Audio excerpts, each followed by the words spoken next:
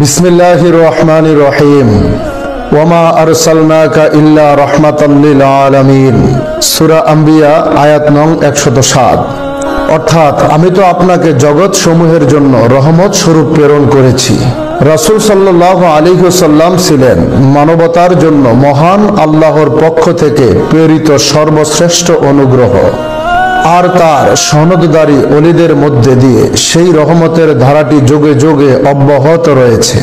সেই ধারাবাহিকতায় এই বাংলাদেশে আল্লাহর এক অনুপম রহমত রূপে আবির্ভূত হয়েছিলেন জাকের পার্টির সুমহান প্রতিষ্ঠাতা বিশ্ব ওলি হযরত মাওলানা শাহ সুফি সৈয়দ আল্লামা খাজা ফরিদপুরি রহমতুল্লাহ আলাইহি, যিনি তার মুর্শিদের খেদমতে দীর্ঘ 40 বছর কাটিয়ে সাধনার সর্বোচ্চ শিখরে পৌঁছে মানব জাতির জন্য হয়ে উঠেছিলেন এক সজীব দাওয়াহ, এক মহা আহ্বান।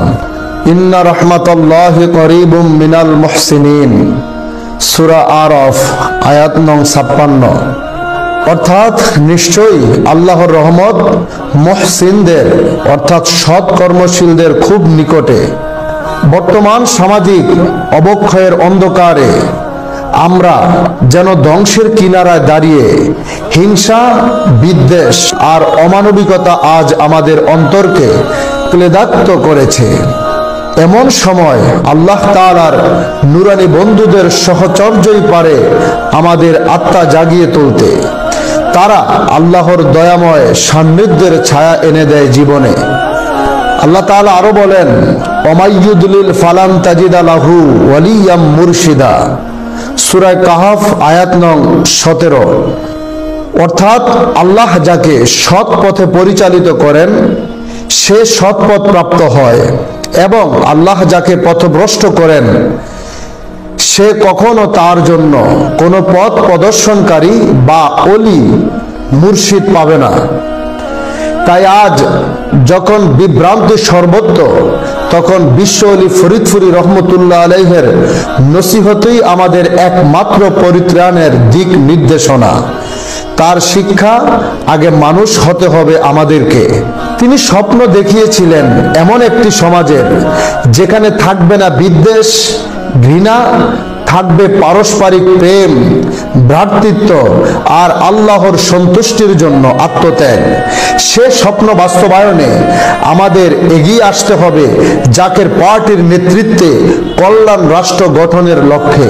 এই লক্ষ্যই জাকের পার্টির সুমহান প্রতিষ্ঠাতার পবিত্র ওফাত স্মরণে আগামী 7ই সফর 1447 হিজরি মোতাবেক 1 আগস্ট 2025 রোজ শুক্রবার বাদ মাগরিব থেকে 22 বিশ্ব জাকের মঞ্জিলে অনুষ্ঠিত হবে বিশ্ব ইসলামী মহাসম্মেলন।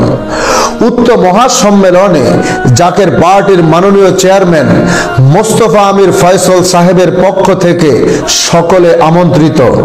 এই মহাসম্মেলনে আসুন আত্মিক জাগরণে, মানবতার আহ্বানে এবং বিশ্ব ওলি রহমতুল্লাহ আলাইহির পবিত্র ওফাত স্মরণে আল্লাহর রহমতের নূর লাভের আশায় আসুন আত্মার চোখে আলোর দিগন্ত উন্মোচন করি।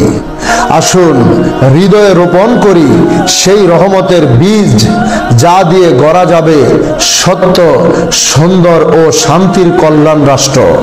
আল্লাহ আমাদের কবুল করুন, আমিন।